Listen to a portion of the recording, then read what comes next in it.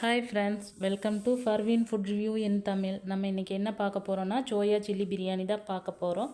வாங்க வீடியோக்குள்ளே போகலாம்.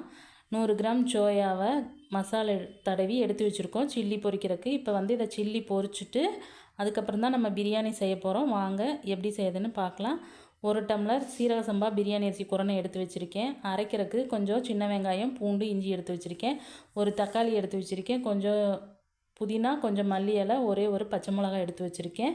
இதில் நான் பெரிய வெங்காயம் சேர்க்கல ஃப்ரெண்ட்ஸ். சின்ன வெங்காயமும் இஞ்சி பூண்டு தான் அரைக்கிறதுக்கு. சின்ன வெங்காயத்தை தனியாக அரைச்சி எடுத்து வச்சுருக்கேன். இஞ்சி பூண்டை தனியாக அரைச்சி எடுத்து வச்சுருக்கேன். ஒரு தக்காளியை தனியாக அறுத்து எடுத்து வச்சுருக்கேன். இந்த பச்சை மிளகாயை இந்த மாதிரி கீறி வச்சுருக்கேன். அதுக்கப்புறம் இப்போ நம்ம சோயாவை பொரித்து எடுத்துக்கலாம். பொரித்து எடுத்துட்டு அதுக்கப்புறம் நம்ம பிரியாணி எப்படி செய்யலான்னு பார்க்கலாம். சோயாவை இந்த மாதிரி பொரித்து எடுத்துக்கலாம். எல்லா சோயாவையும் பொரித்து எடுத்துட்டு சோயாவை எல்லாம் பொரித்து எடுத்தாச்சு ஃப்ரெண்ட்ஸ். இதுக்கப்புறம் நம்ம பிரியாணி எப்படி செய்கிறதுன்னு பார்க்கலாம். வாங்க குக்கரை அடுப்பில் வச்சுக்கலாம். குக்கரை அடுப்பில் வச்சு 4 ஸ்பூன் ஆயில், 2 ஸ்பூன் தேங்காய் விட்டு ஒரு பச்சை மிளகாய் அதில் போட்டு லைட்டாக நிறம் மாற வரைக்கும் விட்டுட்டு அதுக்கப்புறம் அரைச்சி வச்ச சின்ன வெங்காயத்தை அதில் ஊற்றி நல்லா கலர் சேஞ்ச் ஆக வரைக்கும் வதக்கிக்கலாம். கலர் சேஞ்ச் ஆக வரைக்கும் வதக்கிக்கலாம். நல்லா வதக்கிட்டு புதினாவையும் மல்லியும் போட்டு அதோடைய வதக்கிக்கலாம். நல்லா வதக்கி விட்டுட்டு 1/2 ஸ்பூன் மிளகாத்தூள் போட்டு வதக்கிக்கலாம். நல்லா வதக்கிட்டு எண்ணெய் நல்லா பிரிஞ்சு வர வரைக்கும் நல்லா வதக்கிக்கலாம். வதக்கினதும் இஞ்சி பூண்டு பேஸ்ட்டு போட்டுக்கலாம். இந்த மாதிரி எண்ணெய் திரிஞ்சு வந்தவிட்டி இஞ்சி பூண்டு பேஸ்ட்டை போட்டு நல்லா வதக்கிக்கங்க. பச்சை வாசம் போகிற வரைக்கும் நல்லா வதக்கிக்கங்க. வதக்கிட்டு நம்ம தக்காளி இப்போ சேர்த்துக்கலாம் ஃப்ரெண்ட்ஸ். நல்லா வதங்கிருச்சு. இப்போ தக்காளியை சேர்த்துக்கலாம்.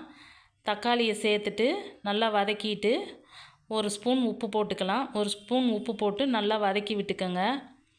தக்காளி நல்லா வதங்கி வந்ததும் நம்ம பொரிச்சு வச்ச சோயாவிலேருந்து கொஞ்சம் எடுத்து அதில் போட்டுக்கலாம். போட்டுட்டு நல்லா வதக்கிக்கங்க ஃப்ரெண்ட்ஸ். நல்லா சோயா அந்த கிரேவியோடு மிக்ஸ் ஆகிற அளவுக்கு நல்லா வதக்கிக்கங்க.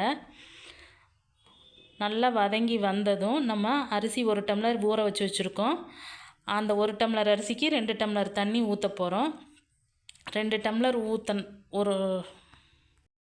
இப்போ இதில் லைட்டாக கிரேவி இருக்குது. அதனால் நம்ம இப்போ 1.25 டம்ளர் இதில் தண்ணி ஊற்றிக்கலாம். 1/4 டம்ளர் தண்ணி கம்மியாக வச்சுக்கலாம். அதனால் கிரேவி இருக்கிறதுனால இப்போ 1 டம்ளர் தண்ணி ஊற்றிக்கலாம். 1.25 டம்ளர் தண்ணி நம்ம சேர்த்துக்க போகிறோம் ஃப்ரெண்ட்ஸ். நம்ம இப்போ 1.25 டம்ளர் தண்ணி சேர்த்தாச்சு.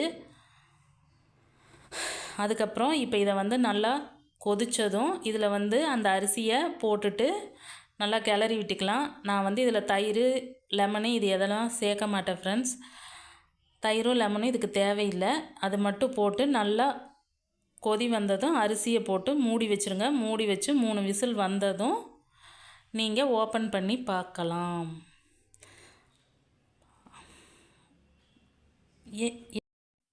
அவ்வளோதான் ஃப்ரெண்ட்ஸ், பிரியாணி ரெடி ஆயிடுச்சு. கொஞ்சம் நெய் ஊற்றி நம்ம இதை நல்லா கிளறி விட்டுக்கோங்க.